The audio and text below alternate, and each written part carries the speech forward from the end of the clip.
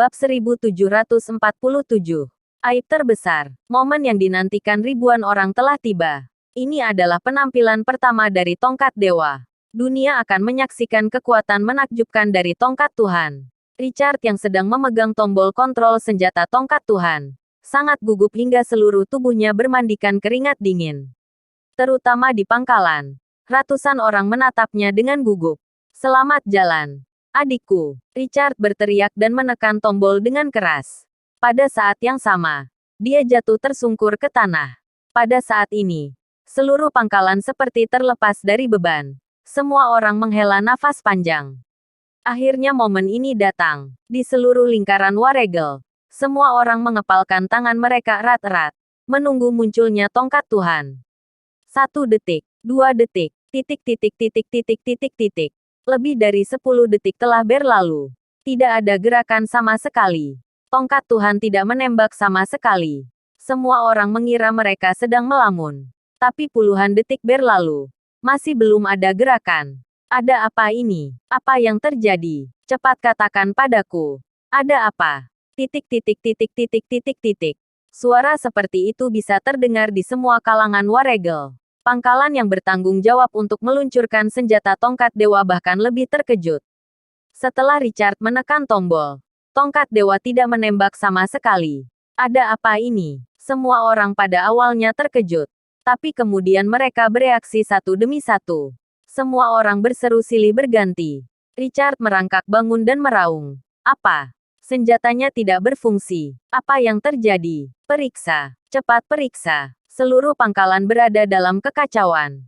Berbagai jenis suara terdengar. Semua teknisi langsung melakukan pemeriksaan. Gawat. Sistem peluncuran senjatanya tidak berfungsi. Peluncurannya gagal. Dengan cepat masalahnya segera ditemukan. Perbaiki. Cepat perbaiki. Berapa lama waktu yang dibutuhkan untuk memperbaikinya? Teriak Richard cepat. Paling cepat butuh lebih dari 20 menit. Kami sudah mencoba yang terbaik. Titik titik titik titik titik titik.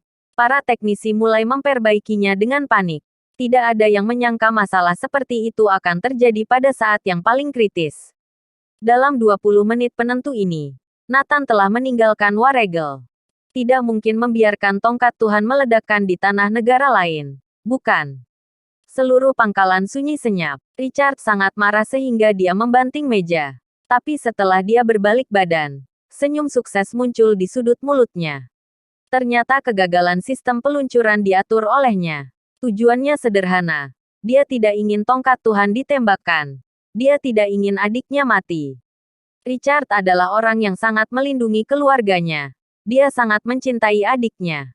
Dia tidak akan melakukan begitu banyak gerakan gila sebelumnya jika dia tidak mencintai adiknya. Sekarang meminta dia membunuh adiknya dengan tangannya sendiri. Dia tidak bisa melakukannya. Menurutnya, reputasi Waregel tidak sepenting nyawa adiknya. Hari ini, seorang Master Neslandia telah memberikan penghinaan kepada Waregel. Dia pasti akan membalasnya di masa depan ketika dia menemukan kesempatan. Namun jika adiknya mati, maka akan pergi selama-lamanya. Tongkat Tuhan tidak berhasil diluncurkan. Itu berarti Waregel telah gagal total dalam menghentikan Nathan. Nathan menyeret mereka berdua ke perbatasan. Dia tertawa. Bukankah ingin membunuhku? Kamu, Ernest Suarez dan Jefferson tidak menyangka Waregel akan membiarkan Nathan pergi dengan begitu mudah. Ayo pergi. Kembali ke Neslandia bersamaku untuk mendapatkan hukuman yang pantas untuk kalian dapatkan. Nathan membawa mereka berdua keluar dari perbatasan Waregel. Setelah itu, Nathan menancapkan setengah dari pedang Laut Utara di perbatasan Waregel. Artinya sangat jelas. Pedang itu adalah saksi. Aku, Nathan Clark, pernah memasuki Waregel dan membawa 2 orang. Tapi ini aib terbesar bagi Waregel. Bab 1748. Silau seperti terik matahari. Segera, banyak master datang ke perbatasan Waregel. Melihat pedang Laut Utara tertancap, menyilaukan mata seperti matahari yang terik. Pedang ini menancap pada martabat mereka. Bagi mereka ini adalah penghinaan. Seseorang meraung dengan liar, hendak mencabut pedang Laut Utara.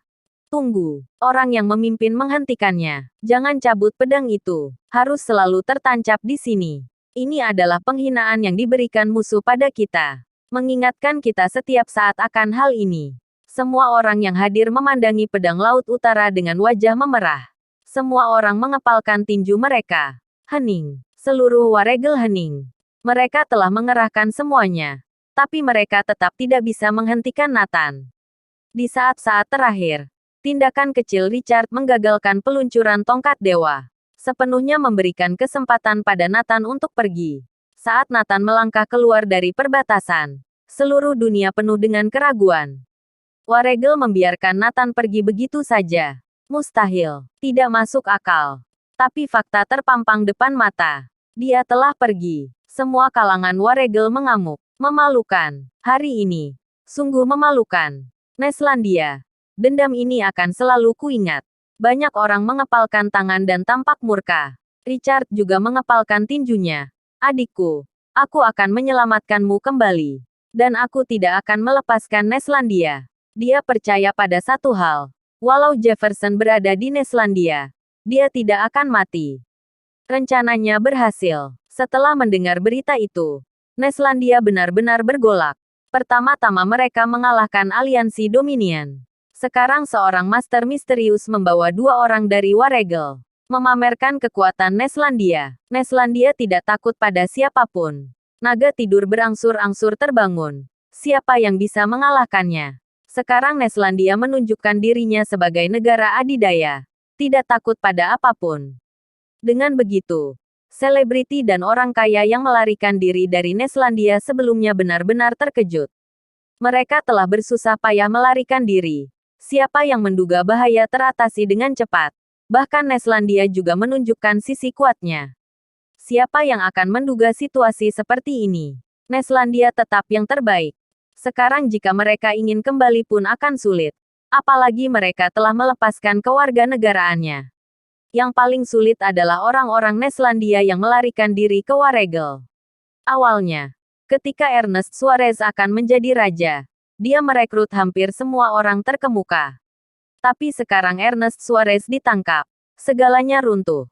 Terutama John, Mateo dan yang lain benar-benar terkejut. Harusnya mereka bisa menjadi orang kalangan atas. Dalam sekejap semuanya hilang. Mereka masih menyaksikan tanpa daya saat kehilangan segalanya. John, Joseph dan yang lain kembali ke Manor. Mereka menyalakan TV dan menonton situasi terkini. Pada saat ini, raut wajah Molly Pramana sontak berubah drastis. Karena dia melihat sebuah berita buruk. Setelah Nathan membawa pergi Jefferson dan Ernest Suarez, Waregel sangat marah.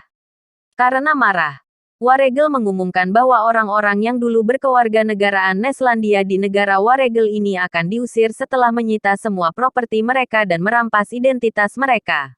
Daftar orang-orang yang akan dideportasi akan segera diumumkan. Molly dengan cepat melihat namanya tertulis dalam daftar. Masalah besar. Cepat baca beritanya.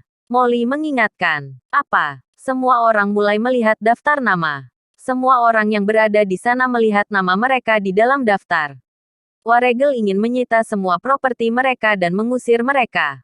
Seketika, mereka ditendang keluar hanya menyisakan pakaian yang dikenakan. Mengejutkan, keluarga Andersen dan Pramana putus asa. Bersambung.